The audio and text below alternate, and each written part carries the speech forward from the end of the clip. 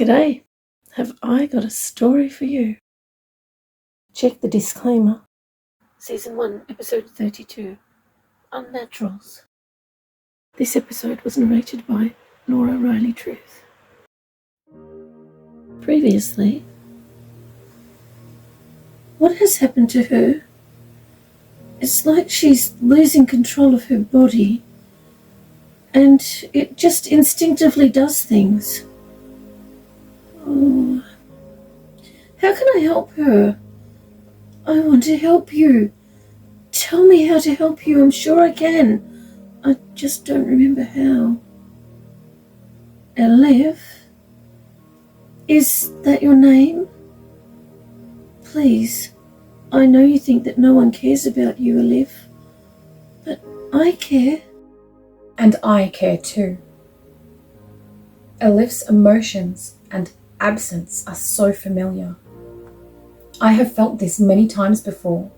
She is undoubtedly part of an unnatural batch, a group of people that are designed and grown from the same source or sources. Mangala does not consider them to be people. Continues. The process used to create these beings is so inferior and flawed. Most of the scientists think they know exactly what they are doing. I felt their arrogance. It's palpable. Mangala has overseen a great many of these batch group growths. The Lindies, the Spaced, the Damned, the Lost, the Lalas, the list just goes on. They keep glitching, and Mangala keeps experimenting, making more and more. He is given free rein in this area, as he is seen as the only one who has been even close to successful, though he actually has nothing to do with the supposed success. Elif's group was likely all grown with a specific purpose imposed within their fragile minds at the design point, and then programmed into them by various means over and over again. Now, Elif is glitching. Mangala almost always disposes of these people that he refers to as glitching copies. To him, they are nothing more than experiments to be improved upon. These poor people exist just long enough to be nothing but mind-controlled tools, servants to Mangala and the other scientists who behave without care or kindness. Mangala convinced so many scientists that these people are nothing more than experiments, without any will or thoughts of their own, just programmed flesh. It is appalling that most of these scientists do not care either way, and are not surprised by the truth. Any that do care find out too late what they are actually doing. The scientist named Ivan, Little Sweetheart calls him Dr. Ivan, was one of the few who actually cared about people. I am so glad he escaped and is safe now with his family. His wife Linda is one of these unnaturals from the Lindy's batch. She was programmed to behave loving towards him and was completely unaware of any programming controlling her behavior, emotions, and thoughts. When Ivan discovered how Linda came to exist, his love for her never faltered. Now, without the mind control, Linda is able to be herself. Her love for Ivan is so genuine, and for her children, including the extra children. She has overcome all the programs. She is so beautiful to see. The world could use more people like Linda. Most of the Lindies are programmed as maids and partners for the scientists. This is a tactic used to keep those specific scientists under control and keep record of their activities. Really, it's a compliment. It means these scientists are suspected to have a moral compass that does not align with the deplorable practices that abide in these facilities. This practice is becoming less common, with fear of death seeming to be a more reliable motivator for the control of their behaviour. The Lala group. They are programmed to be handlers. Handlers are put in place to control those who are subject to Mangala's other vicious experiments, his victims. This program has, for decades, only been used for male unnaturals, but now, with some editing, the Lalas are the first batch of female unnaturals with handler programming. The Lalas usually glitch much sooner than most, due to the source material and due to this particular handler programming being somewhat experimental. Though there is an exception. Fenella, the woman assigned to collect and return Little Sweetheart from the surface, has functioned much longer than projected. Provided her circumstances are not adjusted, she may never glitch. I remember meeting the Lala's source material. An absolutely brilliant woman. The handler program was deemed too intense for females, but they decided to use this brilliant woman as the source material to see if it would work. It did work, and worked well, until they increased the degradation program. They unknowingly ruined their own experiments, using programs to make them think they are rubbish, good for nothing except blind obedience to their masters. They were never offered any reason for what they have to do, and never given any praise for a job well done. This is standard for all mind control programming. The current damned batch of unnaturals are given a few basic programs that have been tested over a long period of time. Transport, medical, and intimidation being the main three. All of these chauffeur, medic, and bodyguard programs are known to never conflict with each other and to function in unison, according to Mangala, who also convinced many scientists of this fabrication.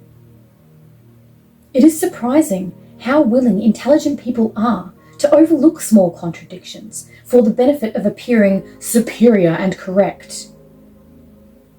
The damned batches are all called Dalaf. Mangala seems to enjoy using this name for all of them.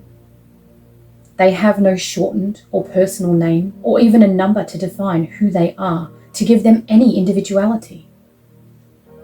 They are considered a perfect program, so there is no need to keep track of which is which.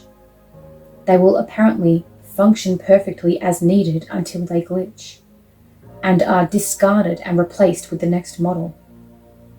It is appalling how clinically they speak of dehumanization and murder like it is nothing. There are 3 men used as source material for the damned batch. 3 different physical appearances. First was the Padana batch. They have dark brown hair. They have been given chauffeur programming and are dressed as chauffeurs. Second came the Deuce batch. They have blonde hair. They have been given medic programming and dress in a navy blue suit under a white lab coat. Third came the Trey batch. They have light brown hair. They have been given bodyguard programming and dress in a black suit. I remember the first Dalafs, the Padana batch. So many of them slaughtered due to errors in programming. Their source material was a talented and innovative man who refused to do their bidding. Most men who were seen as defiant would be killed, usually in humiliating, painful ways during one of their gatherings. This man was kept alive and forced to watch his copies over and over again. It was so humiliating. He was strong.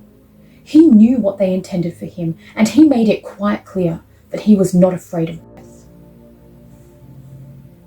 This man's copies were only programmed with one skill: servitude, fulfilling the whims of other men, women, and eventually other copies.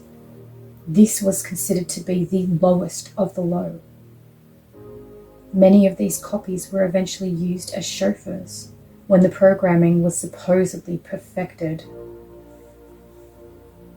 It was then that they began manufacturing the deuce and tray batches. The deuces were programmed as medics. It was actually very interesting to see. While chosen for medical care arbitrarily, this was actually an appropriate occupation, as these men came from one who had care for the well-being of others. Though these scientists did not believe any of the source material's personality would influence these programmed people, their personalities often bled through. In fact, in many cases, these people can develop their own unique qualities and personality that they will keep well hidden. The trays were huge men, almost 7 foot tall. An appropriate build for bodyguards, I suppose. They looked imposing, but the source material did not suit this program. Though strong and forthright, he was an independent thinker, not one to occupy his thoughts on only one task. It was so sad. These men felt so empty, not gaining any fulfillment from their singular assigned task. They began to glitch much sooner than was expected. They were not used for very long at all, being replaced by other big men who proved their loyalty through sacrifice and at the gatherings. They would never suddenly glitch. The scientists considered dull-offs to be interchangeable with each other and only identify which batch they are in by their hair colour. They really don't care which one goes where. If they watched, though, they would have noticed. When on assignment, they each go to the cars and people they are familiar with. Fenella's medic friend always makes sure he goes to the car she uses. Mangler uses a few different tactics when scientists or visitors attend his facilities, in order to amuse and distract from the fact that there are flaws in his programming. Mangler always informs them that when the Lalas finally glitch, they go to La La Land. Likewise, the space becomes spaced out. He has different little jokes, I guess, for many different batch names. It is his hope that this will lead to far less attention placed on the glitching, and more attention placed in the areas that he sees as perfected. Stella, Mangler's secretary, is part of the spaced batch. She has developed a friendship with Fenella. It's lovely to see. It warms my heart to see these people being people and caring for each other. The scientists do not consider any of the copies to be real people. They see them as programmed flesh, not so different from a lab rat. They don't think they are worth acknowledging. If only they knew.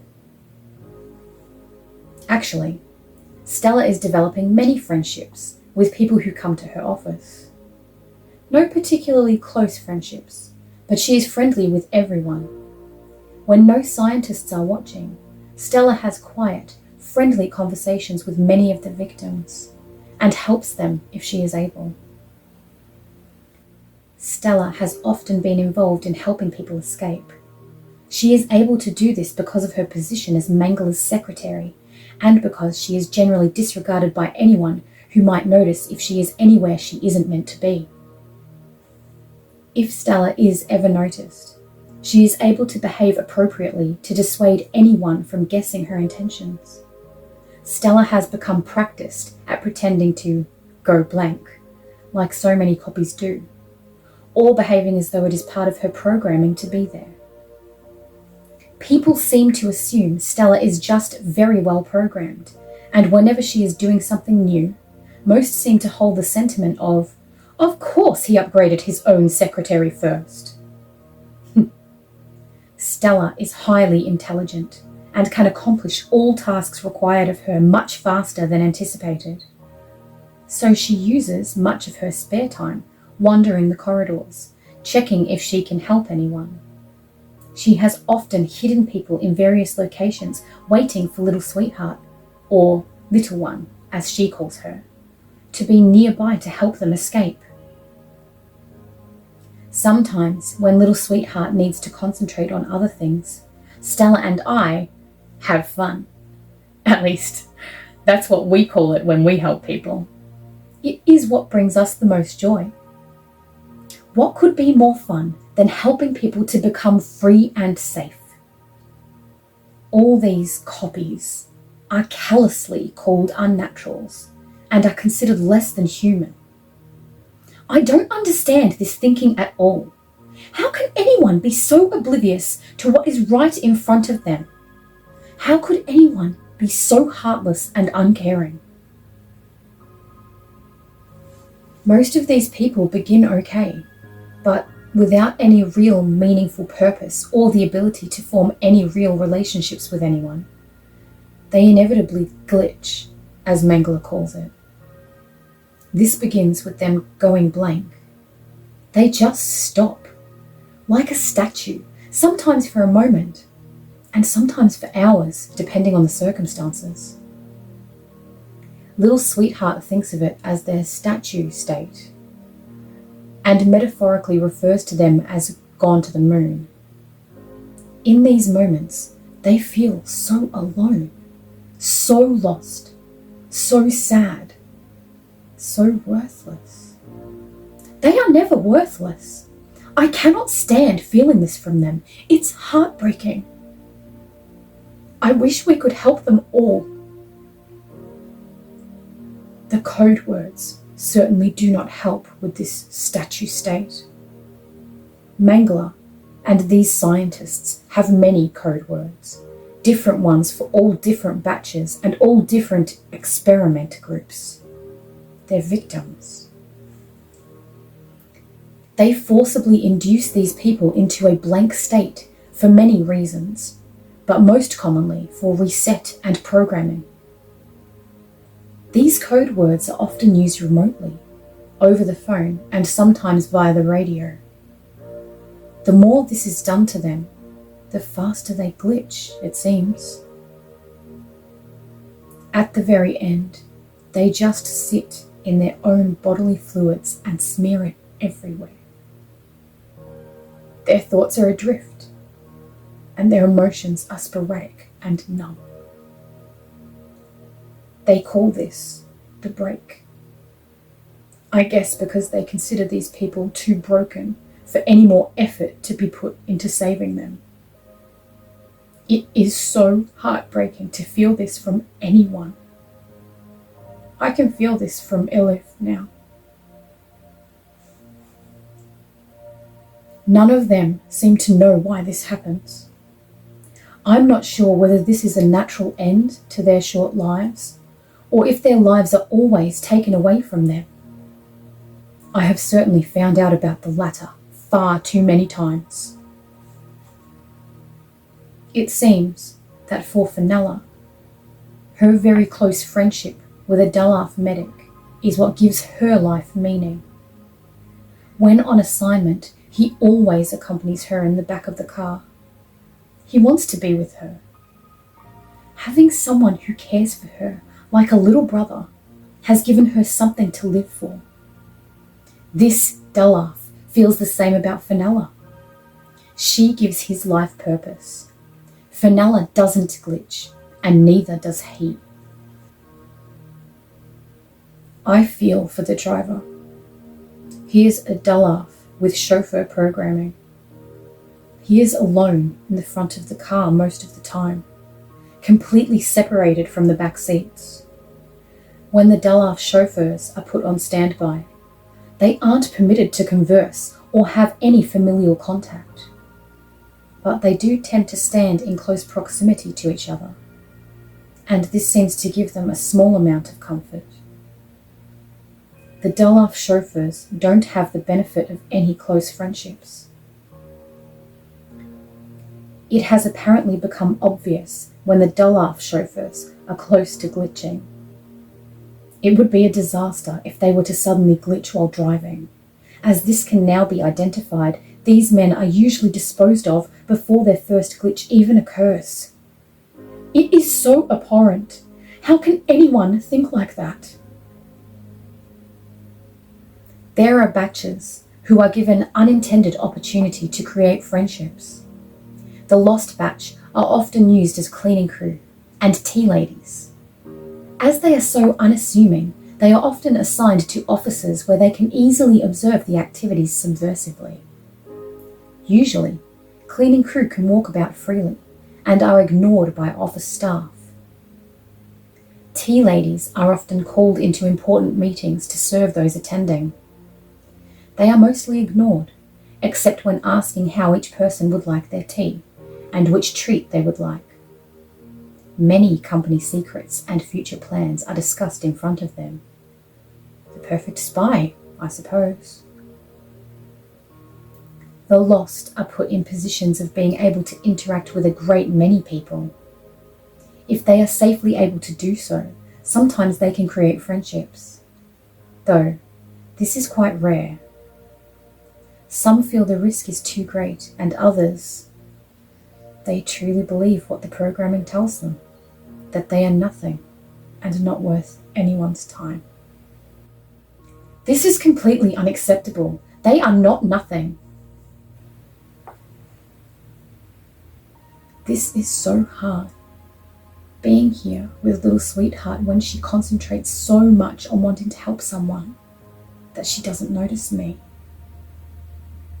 I will stay with you, little sweetheart. You are not alone. Oh, Elif. I wish you weren't in so much pain.